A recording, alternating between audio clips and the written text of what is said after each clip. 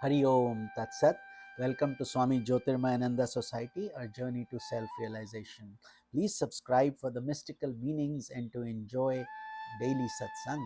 We are currently exploring the book Guru Bhakti Yoga, authored by Swami Sivanandaji Maharaj of Divine Life Society, Rishikesh, India, and narrated by myself, Swami Nikhilananda of Swami Jyotirmayananda Society. So let's continue.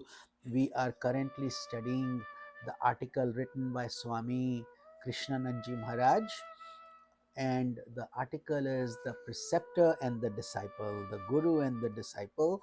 And yesterday we were discussing the internal and external forces and how they impact the disciple.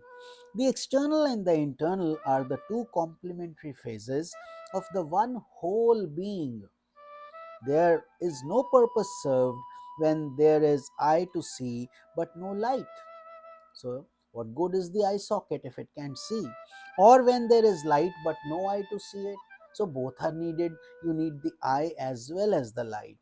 So, the contact of both affects perceptions, and this is how we touch, we feel, we taste, we smell, and we hear. All these sense organs are effective when both of them are working, the power of hearing and the instrument also.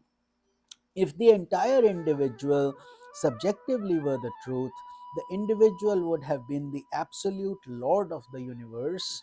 And if the entire objectivity were the truth, no individual could attain liberation and freedom would be a illusion.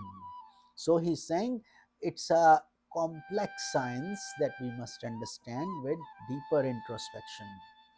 The subject and object have therefore equal shares in determining the effect of their interaction. The internal and the external forms of the one power of being blend together to produce an effect.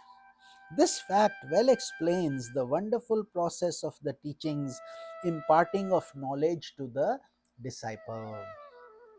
The transformation of the consciousness of the disciple is the joint action of the receptive capacity and the conscious exertion of the disciple and the consciousness force of the teachings that sends it forth, the guru. So it's a combination of the effort the disciple is putting in to interpret and the guru who is guiding the disciple. The teacher should be a shrotriya and a brahmanishtha. This is all scriptures, all guides, all teachers remind us of this fact.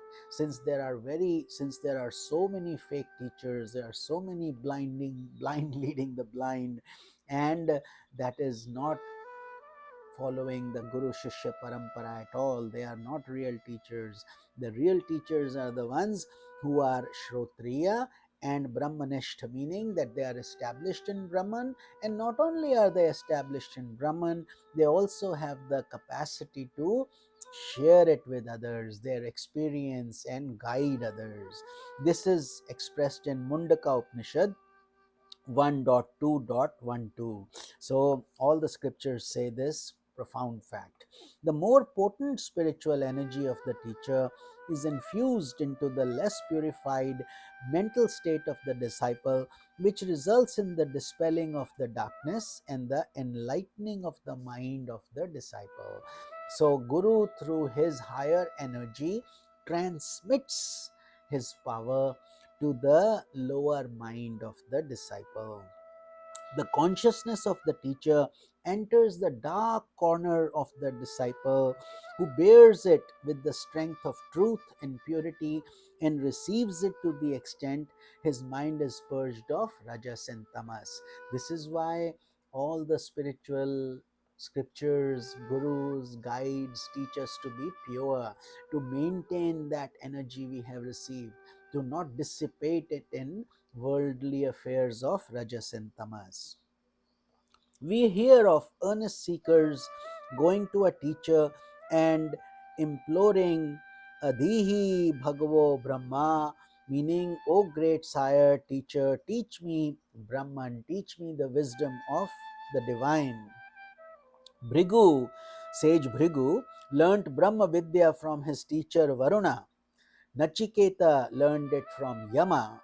Sukesha and others from Pippala, the sage Pippala, Shaunaka from Angirasa, Shvetaketu from Uddalaka, Narada from Sanat Kumaras, Indra from Prajapati, Maitreyi from Yagyavalkya. So Swami Krishnanandaji is giving us so many examples of this Guru Shishya Parampara, and I have also received this divine nectar from my Guru Swami Jyotirmayananda, and Swami Krishnananda received it from Swami Sivananda, and so on. The disciples are generally asked to observe silence and continence in sequestration for many years before being initiated into the sacred truth. So, in the ashrams, in the Gurukul systems, in this modern world, very few people are following those rituals and ancient techniques. But in this day and world, it is very difficult to follow them to the utmost extent. But for many years, first the disciples were purified before even they could be given this deeper knowledge, because uh, they had to cleanse themselves by serving the Guru, by sweeping the floors, by guiding, and so on. They had a great joy in leading a natural life in isolated places, practicing spiritual penance. So this was samadhi state, tapasya, meditation, so on. The transcendental mystery is not easy to be contemplated upon amidst the distracting bustles of social life. For this reason, we always recommend aspirants to wake up during the early morning hours of Brahma Muhurta and meditate deeper on your guru, on the mantra, on your Ishta Devata, and so on. It's very hard to do so when you are in the hustle and bustle of the world amongst worldly activities. At a later stage, it all can be done because you have become the Guru, you have been enlightened. But while you are an aspirant, while you are learning, you have to follow the precautions.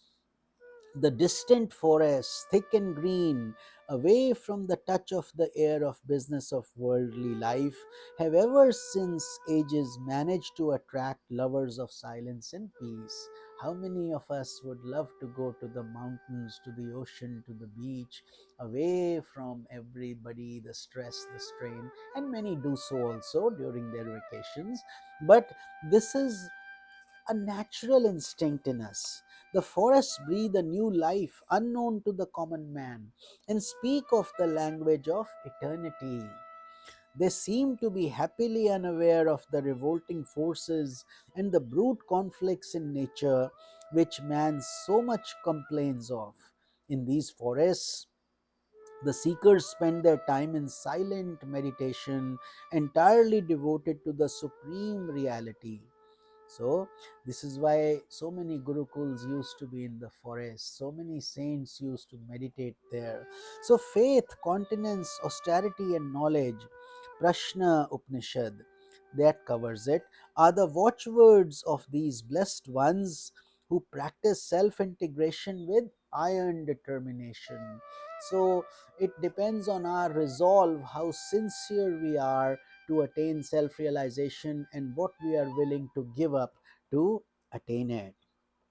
The sincere votaries of truth, equipped with all the spirituality and spiritually ethical questions, have to be introspected upon, realizing that the not done can never be reached through what is done, getting disgust for the action bound world. Meaning, neti neti, not this, not this, not this. We have to keep on rejecting the worldly processes to find what we are trying to find with our effort and through Guru's grace. So went humbly and reverentially to the preceptor for receiving him from him the knowledge which reveals the imperishable. So the disciple should be humble and deserving, and then he should prostrate to his preceptor and request to receive the knowledge of Brahman. and to them the glorious teacher speaks the knowledge of Brahman. So once they find that teacher, they stop there and he becomes the guru.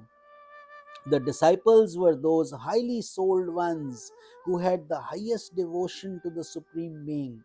So that was that state. We are talking back in the Gurukul stages where people had a deep devotion and a deep yearning for liberation. So, and for their preceptor as much as the Supreme Being. So they considered God and the Guru who would give them the guidance as one and the same.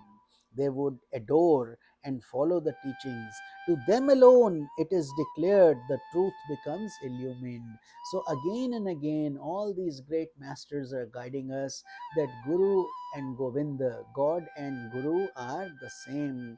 The essence that you are learning from the Guru is what God is trying to give you through this Guru. So, and then the truth becomes illumined when the aspirant puts in his sincere self effort. So, with this, we will conclude our satsang and we will continue this journey in tomorrow's satsang. Hari Om Tat Sat.